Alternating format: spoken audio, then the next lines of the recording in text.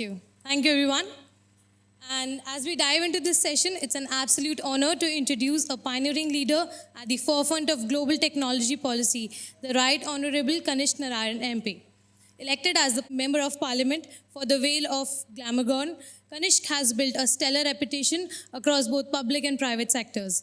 As an alumnus of Oxford, Stanford, and Eton, his career has seamlessly bridged high-level international strategy and cutting-edge governance.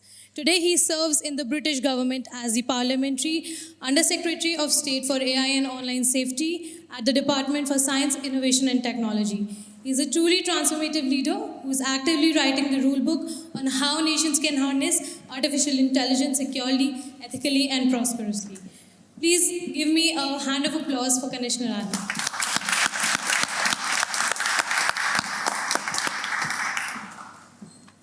Moderating this vital conversation is an expert who excels at translating complex global innovations, Ujjwal Pandey. Ujjwal is an MBA alum of JBS and is accomplished consultant and in sustainability with wealth of diverse cross-industry experience. He is building an AI startup here at JBS, which is phenomenal. Today, Ujjwal will guide our speaker through an incredibly timely and vital discussion on AI, trust, and the future of UK-India tech partnership. Please, over to you, Ujjwal. Thank you. Well, thank you, Ashrika, for the kind introduction, and thank you, Minister, for joining us today. We are going to talk about AI, which is the buzzword here at the university, and everyone is talking about it. So I'm really looking forward for this conversation. And before I jump into this AI journey, I would like to ask a personal question first from you, that your journey from Bihar to Wales to Oxford, Stanford, and then to the space of AI. How does that journey look like? Because this could be an inspiring story for many of us who are coming from different places across the globe and trying to build a business or learning about AI. Yeah. Ujjwal, thanks very much. And thank you for the warm welcome and for everything you and the team have done today. It seems like a remarkable moment to celebrate the depth of the UK-India relationship. Can I also say that I'll talk about the broader journey, but in a small way, the last time I was at the Cambridge Union, I was sitting there defending the government on the motion of this House has no confidence of the government. So this is a radically more comfortable position to be in, and for that I'm very grateful as well. In terms of the personal journey, so as you mentioned, I was born in Bihar in Muzaffarpur, and then lived in Delhi in the early stages of my life, moved to South Wales, the logical progression from Delhi to Cardiff and onwards. And I guess the primary attribute that I've personally really valued in my life and learned quite a lot from others on is that when you're switching continents and domains, professionally as well, I've spent my time both in the civil service, in banking, in venture, and then back in politics. The thing that I've most valued across all of it is a pretty deep sense of intellectual humility and a pursuit of answers that apply in new places and new domains. And you have to figure this out when you're growing up in Muzaffarpur, trying to pick mangoes and guavas off the tree. You require an intellectual agility. And then when you're trying to figure out which startups to invest in the Bay Area, in venture, you require a different set of focuses, but a similar intellectual agility as well. And so the thing I've most valued in any domain has been, or any geography, has been the ability to try to put yourself in the shoes of the others that you share that space and place with, and to be able to, from that sense of shared empathy, build something together. So that's been the foremost attribute that I valued in the context that I've had. Right, and what inspired you to be in the AI space specifically? Like you told about the journey, but why AI? Yeah, so when I was finishing a business school in the Bay Area, and then I was thinking that I wanted to either start a company or come back and put my time and effort into British politics. And it felt to me that the thing I most cared about was for Britain to have a really fulfilling future. And the central challenge was Britain's productivity trajectory. If I think about the time when we migrated and grew up in the UK, it was a time of economic growth and progress. And when you have a time of economic growth and progress, a number of the frictions that define our contemporary social experience, immigration challenges, public services challenges, the sense of our public spaces and parks and high streets being ground down, I felt that a lot of those were rooted ultimately in the sense that the size of the pie was not growing. And so we were carving out smaller and smaller parts of it. And then if I said, what do I think can most move the needle on that central question, the crisis of productivity in this country, it was very clear over the last 15, 20-year period that the primary driver of the productivity gap between Britain and, say, the United States was a very significant difference in the levels of capital investment in technology. And you can see that in the macro aggregate numbers, but you can also see it in the kind of micro cultural impact of that. A kid growing up in Britain has never experienced a company go from 0 to the top 10. That's just not happened. The average age of our company in the top 10 is 139 years. A kid growing up in the United States, 8 out of 10 people in the United States who grew up have seen that experience. The average age of the top 10 in the United States, company-wise, is 39 years. And so that impact on, of course, prosperity, on the tax take for the country, on the ability to spend on public services, on the felt experience of wealth in those countries, but at the heart of it, the culture of risk-taking that you build when you have seen that play out and when you've not seen that play out radically differs. And so I felt that AI would be a chance for Britain to be able to recapture what is deeply in our history of exploration and innovation, but to renew it for the modern world. No, thank you so much. This is quite inspiring. In fact, I and along with others here in the room believe that AI could be that force which could be a change and force multiplier in terms of the economic growth, not just for Britain, but for the world as well. So thank you for that perspective. I'll move on to now more to the AI talk. And to be honest with you, for preparing for this discussion, I did a quick sense check around Cambridge to figure out what kind of questions people are interested in. And it seems like there are so many different diversity of questions that it's hard to get all the questions asked in this setting. But what I realized that there are certain themes around it, emotional themes around AI, and that's what I'm going to anchor on. So first, there are many: fear, optimism, hope. But first, I would like to start with fear. And to give you a little bit more context, a couple of weeks ago, former Google CEO Eric Schmidt was giving a commencement speech at University of Arizona, where he said the AI is going to touch almost every part of our lives. And interestingly, the stadium-sized audience reacted quite negatively to that. In fact, at the same time, a recent report quoted by New York Times suggested that around 18% Gen Z feel optimistic about AI, just 18%. And while nearly 50% believe that risks outweigh the benefits. So the question is, what do you think is driving this growing fear and skepticism around AI, especially among the younger generation, and how can we address this? Yeah. Look, I think this is the central question for the politics of technology and AI in this country. I think about this a lot. In the run-up to Christmas, the last debate I responded to on behalf of the government in Parliament was called Pause AI. And I then did the debate and went back home to my constituency in Wales, and this 16-year-old came to my constituency advice surgery that I do on a weekly basis, and he said, hey, like you did with a survey of your peers, he had done a survey of his college peers, and he came and he said, hey, look, I wanted to come and tell you to just stop this whole AI stuff in the UK because it's bad for my mental health, tons of slop. It's bad for culture and creativity. It's dampening human creativity. It's bad for the environment. And ultimately, it's going to be bad for our jobs as well. And so I don't see any upside. And so if I weigh up the root of it, which is the heart of your question, I think the root of it is that people understand that the transformative potential of AI is very significant. But what they don't believe is that it is significant in a way that will be net positive for them particularly. And so why do they think that? I think they think that in part because of the experience of the last wave of technology, concentrated in too few places, very few people being able to take a part in it. I think they think that in part because on this question of the impact of AI on jobs or the environment or on creativity or mental health, we have agency on all of those questions, which is my core belief, but people don't feel that sense of agency. They feel that when they are primarily interacting with AI, of course, they're using it to an extent as a search browser on ChatGPT, but their primary experience is on social media with deep fakes and slop.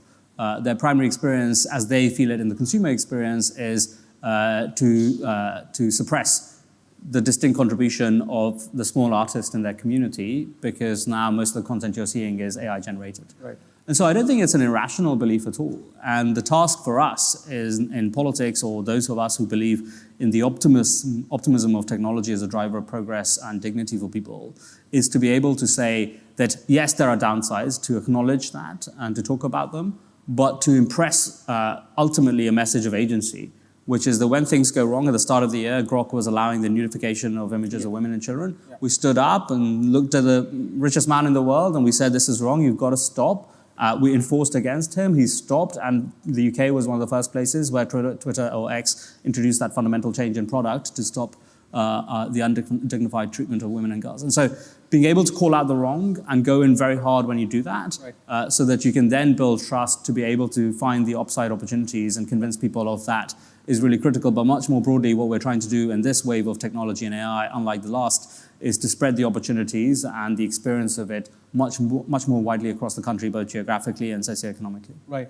Makes sense, but it seems like it will take some period of time before this technology is settled in and adapted, and there's a trust in the system, and there's some policy change required. Do you agree with that?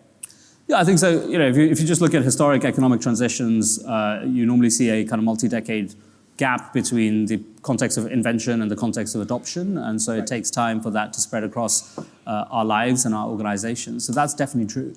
I think the cycle of adoption, this multi-decade cycle, doesn't sit very neatly with the cycle of contemporary politics, which is a multi-minute, if not a multi-hour cycle at best. And so the political challenge then is, how do you find a degree of alignment in being able to show jam today rather than just promise jam tomorrow? Right. And to give you a concrete example, as part of the data center infrastructure build out that we've got in this country, we are locating a lot of the jam, the upside opportunity today, and in communities that don't necessarily start from a position of trust. And so one of our largest sites is at the site of the old car manufacturing plant in South Wales. Has been empty for 10 years. There's been nothing going on. That community has meant kids have grown up there and then left because they have to choose between a good job and a warm home in the community they grew up in. By being able to locate one of the largest capital investments there, create apprenticeships that are offering things today, I think we have a chance of saying to the community, you are active participants in shaping this future, and not just tomorrow, but today. And so we've done a similar thing more broadly in terms of our infrastructure build out as well. But the crux of it is to constantly think, what can we do today to affirm the agency of people in this country in the way that we're building out our AI plans? Right. Thank you so much for that perspective. From fear, the next motion I want to move on to is opportunity. So, Minister, the data shows India has the highest AI workplace adoption globally, and the UK has deep research strength. In fact, Google DeepMind was started here, especially from an alum from Cambridge University. So most collaboration so far has been at the government level. What's your view on how startups, especially those bridging both ecosystems, can plug into this partnership more correctly? What kind of synergies do you see between India and UK to build this together rather than in isolation? Yeah, I think there's a huge amount. You know, I'm personally very convinced. I used to invest in early stage tech, and the Indian market was always remarkable. The quality of talent in India was pretty unparalleled globally, and so I think there's a huge amount that we have to learn still from the Indian context. Some areas where I think there are particular opportunities for engagement. One, I think, as you say, India is in a very compelling place. You know, we have Professor Prabhu has obviously done a lot of work on frugal innovation. What I've noticed in the AI context is a focus on cheap distilled models, which are small in scale and computationally less intensive, that can be deployed at the edge, put in the hands of billions of people across the country and beyond that as well. And so that is very compelling, because for us to be able to understand how can we get wider adoption in large-scale organizations and communities in a safe, well-governed, dignified way, I think lots of lessons to learn from India. But by contrast, I think here, you know, if you think about the broad constellation of countries when it comes to frontier research, as you say, the United States has a bunch of the closed proprietary model companies. China has a bunch of the kind of open weight, DeepSeek, Kimi-Quen models. What we're trying to build in the UK is that we think we have a place still at the frontier in both the language context. We're now seeing folks leave DeepMind. I mean, firstly, a lot of the Gemini team remains in London, but now we're seeing folks like David Silver leave, Tim Rochtal leave to start frontier companies at the next wave of what will define the future of AI. And so we want the UK to be in this sort of R&D intensive, very IP heavy context, but also to at the same time drive widespread adoption of models that are efficient. And so in terms of the partnership, I think there's a huge amount in terms of partnering the deep IP we have with adoption, as you said. There's also a huge amount to do with semiconductor inference chip design companies here, which can then have great manufacturing, testing, validation sites in India as well, and then in specific areas like financial services, healthcare, life sciences, and clean energy. There's a deep history of folks combining R&D here with manufacturing capabilities in India and then being able to scale that globally. And so I think there's a series of precedents for what we can do together. Right. Thanks for that. I'm moving to the other emotion that I noticed in all the questions that I took, hubris. And you were there at the New Delhi AI Summit. So from that perspective, every major technology goes through a phase of huge excitement. We saw it in the internet boom. We saw it in the clean tech as well. And right now, there's an enormous enthusiasm about AI.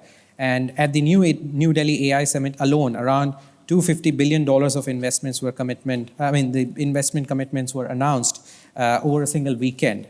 So history tells us that the period of excitement often followed by the reality check.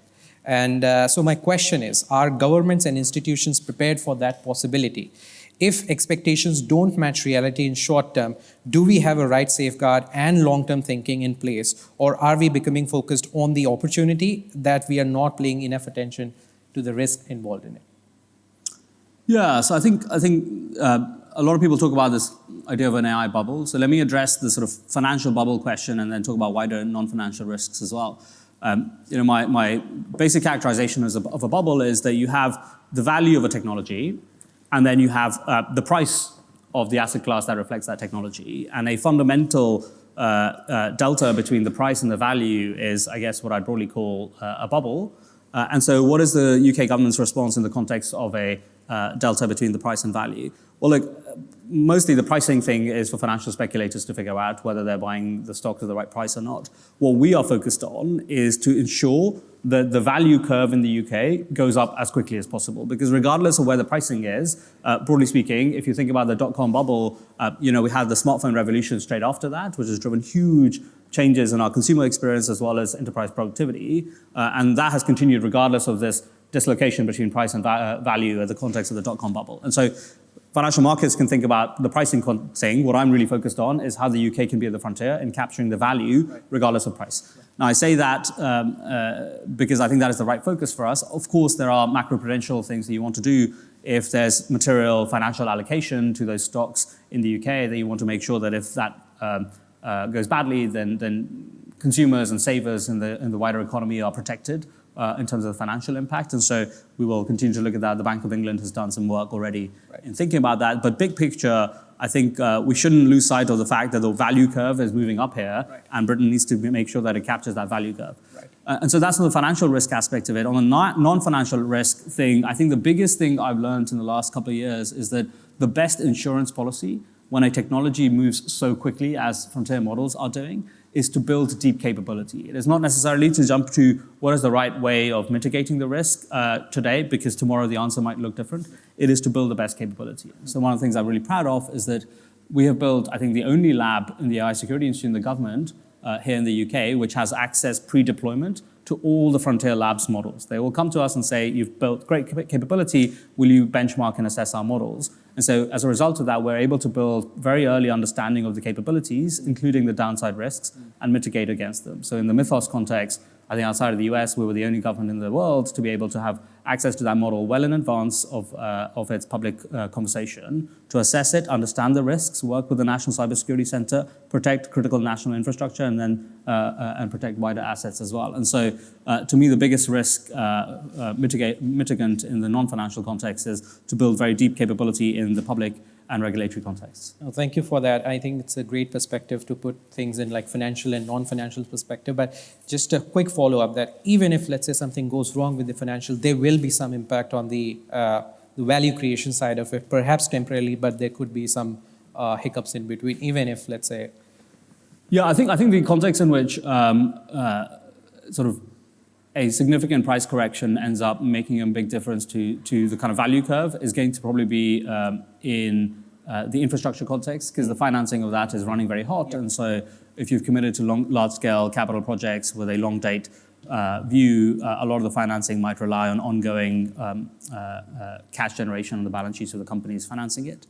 And so there, what we've effectively tried to do is to say that we're not going to try and blow the lights out like the United States is on scale of data center build out.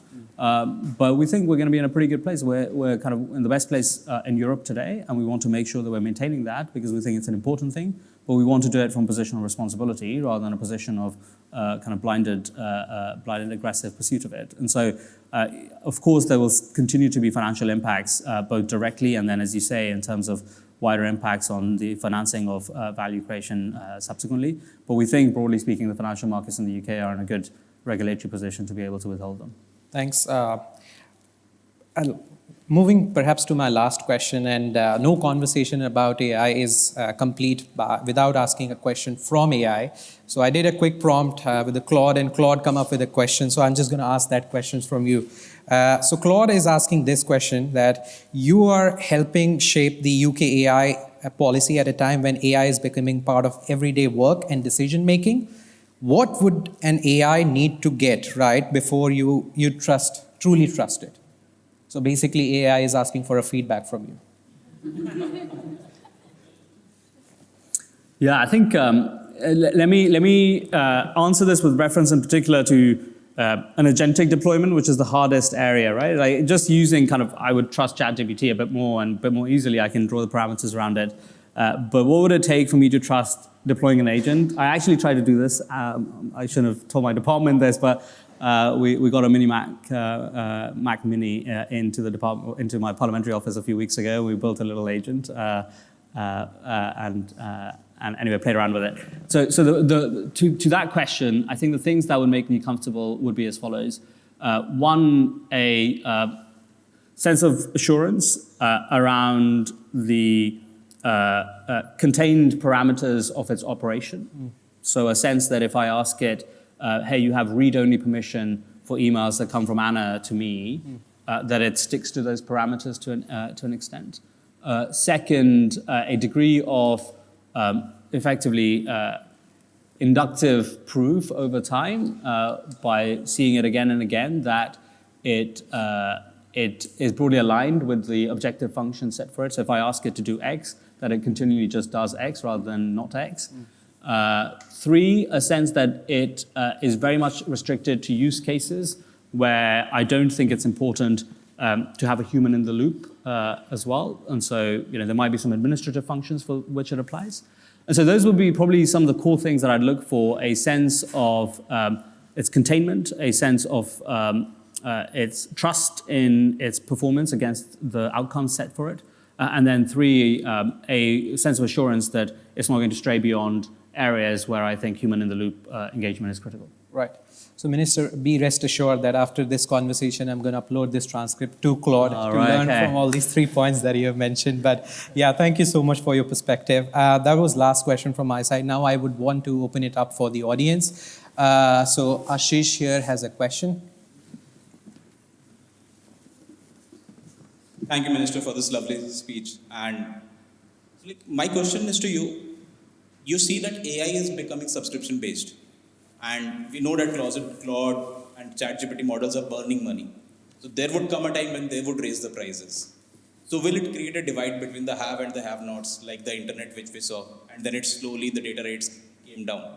So how do you tackle that? Then the people who have the AI power will progress ahead, and the people who do not have it will lag behind if AI is actually to transform the society and the business. So how, as a minister, do you tackle this situation? We're doing one question at a time? One question. Actually, that's a great question. Let me answer it in two ways. So there's a conceptual framework we have for how we tackle these kinds of contexts, and then there's an empirical reality of what's happening in the world today. Let me just start with the empirical reality of what's happening today. Because it's true that to justify financing, you have to keep proving out that on a vintage basis, every model is paying for itself. And so you want to charge more money so that you can justify the amount of money you put in. And generally, because the capabilities are coming from scaling, both compute, data, and really capital, that you'd assume that more and more they have to try and justify the ROI by pricing higher. I get that kind of theoretical model, but here's what I'm seeing in the empirical reality, which is that the price per million tokens deployed in most enterprises has radically dropped. And in particular, you're seeing this constant race between the capabilities of the most frontier closed proprietary models and the capabilities of open weight models. And you sometimes get a leap in the closed model and then the open weight guys catch up, and there's currently, I think, a 4-month lag as of the most recent data. And I think that puts a very material pricing pressure on the closed models as well, alongside obviously the pricing pressure of competition as well. And so I say all of that in a roundabout way because I don't see the kind of trajectory you've described as an inevitable trajectory. And instead, I think the two assumptions that are really critical to whether that trajectory obtains or the trajectory I've described obtains, which is the commodification of the model layer, is really the capability of open weight models and the ability for there to be a degree of competitive tension amongst the closed labs. And so let me just put that on the table in terms of the empirics of it. And then if I stand back and say, what is the policy response or regulatory response in the event that your world obtains? I think there's a preemptive thing today, which is what can we do to support a greater proliferation of appropriate, assured, good quality open weight models where that is okay from an economic point of view. I think there's some safety questions we have to be very cognizant of, but broadly from an economic point of view, what can we do there? And then secondly, I think the question is, of course, if we get a very anti-competitive context with significant pricing power for a single firm or two firms or so, of course, you have to look at the antitrust toolkit that we have pretty robustly as well. So I think conceptually, there's a sense of what you would do in that context. And of course, these things move fast, and so you have to be very dynamic as a regulator in that context. But I would say that the empirical trajectory that we are seeing at the moment doesn't necessarily justify the kind of level of fear that one might otherwise have. Right, we have a question over there. Hi. As Minister of AI, how do you see you can improve adoption of AI tools within Houses of Parliament itself? I believe often leaders in government are unable to keep up with the pace of technology, and hence they can't make the right decisions. But if they use them on a daily basis, maybe they can make better decisions over there. Yeah, so one of the things I do is occasionally I do videos of trying to build something with the latest AI model, and I put it out. So I did, I think about a year ago, we did a word cloud. We just used a basic classifier to categorize words and speeches of everyone in Parliament, and we did a word cloud. Some MPs got very upset because it turns out they didn't say the words they wanted to in the word clouds that they got. And so then I kind of, as a team, we used relatively recent models to be able to build that tool.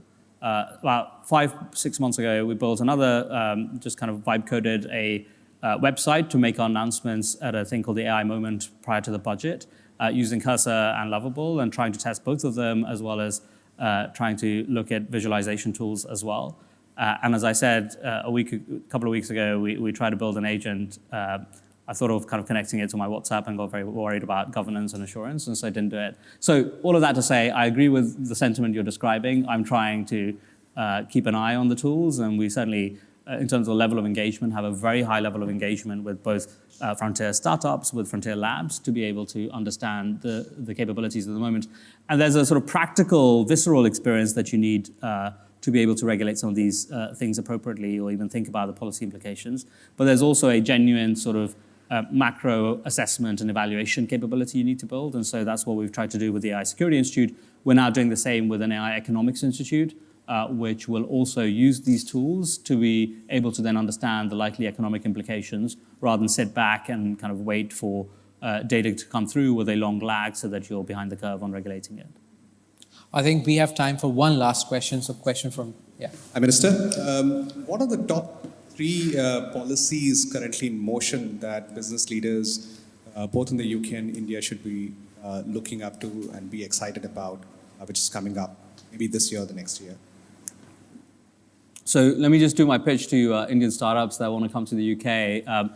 The first pitch is that the UK, outside of the United States and China, is the only trillion-dollar tech economy. And so if you want scale, and a particular springboard in the European context, there is no comparable place to the UK. Second, we have radically changed the tax context in the UK for founders and employees in early-stage startups. So the UK now has a radically better employee share option tax incentive than even California. And so you'll get a 5 to 10 percentage point improvement on tax, if that's what you care about, if you build and have options in a startup in the UK compared to other places. Third, we are pulling every lever of government to make sure that if you're building an AI startup at the frontier, that you are supported in a very hands-on way as well. So in particular, we've launched this $500 million fund called the Sovereign AI Fund. What we're doing there is if you're building a sovereign AI capability in the UK, you come through, you can get a little bit of cash equity from us if other venture investors are investing, but that's not the key bit. You'll get fast procurement, so we're doing up to 5 million in procurement extremely quickly. You'll get 24-hour turnaround on visas. You'll get compute up to 1 million GPU hours from the government. And really, you'll get me and others going around banging the drum for you as the tip of the spear for your biz dev as well. And so what we're really doing is saying we now have folks in the UK government who have been in a startup context or venture context who are here to help you, not just in theory and kind of big picture talks at the Cambridge Union, but in practice by holding your hand and giving you the best relationship management experience as well. So right across the macro context, the tax context, the compute context, the data context, the visa context, and ultimately at the heart of it, the cultural context, I think the UK is in a very special place. Right. One last quick question from the lady here. Hi, my name is Nikhila Joshi. As someone working in digital marketing, I have seen AI make content creation and research much faster. But the real challenge now seems to be trust, creativity, and human connection. So my question is, what skills do you think that young professionals should focus on developing over the next 5 years that AI will complement rather than replace? Yeah, I think this is one of the most central questions for our society at the moment. And the way I think about this is, if you think about the last few decades, people are worried a lot about what happens to jobs and the wage premium for people. And broadly, the sort of premium, as I call it, on humanity has gone up. And so you can see more and more that services, in particular in Britain, services, diplomacy, the things that are always valued have actually attracted a huge share of the economy.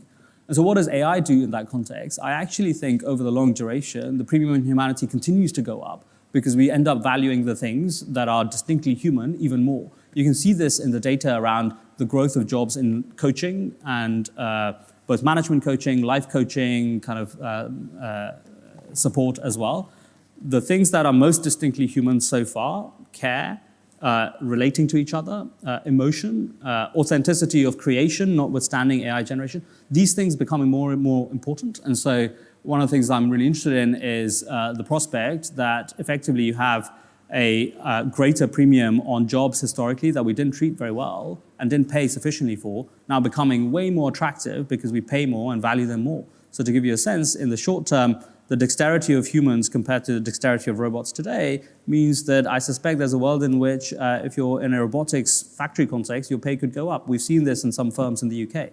In a medium term, if you are in a care context, or if you're really good at being a manager, both of AI systems and then of firms, I think the premium on that can go up as well. And so the question that's really on my mind is how do we build the, of course, cognitive skills to be able to understand and manipulate and manage AI properly, but at the heart of it, the skills to relate to each other, the skills to manage each other, and the skills to care for each other in a deeper way as well. Minister, that's the end of our session. Thank you so much for taking the time out. Please have a big round of applause for Mr. Kanishka Narayan. This is great. Thank you. Very fun. Thank you. Really appreciate it. Yeah. Thank you, Kanish, for being here and addressing us. It's really humbling to listen to you. And there's no denying that AI has real threats to people and environment, but still we are in a phase where we can reach for trust. And as a token of appreciation, we'd like to facilitate you. Can we have Suyash on the stage, please?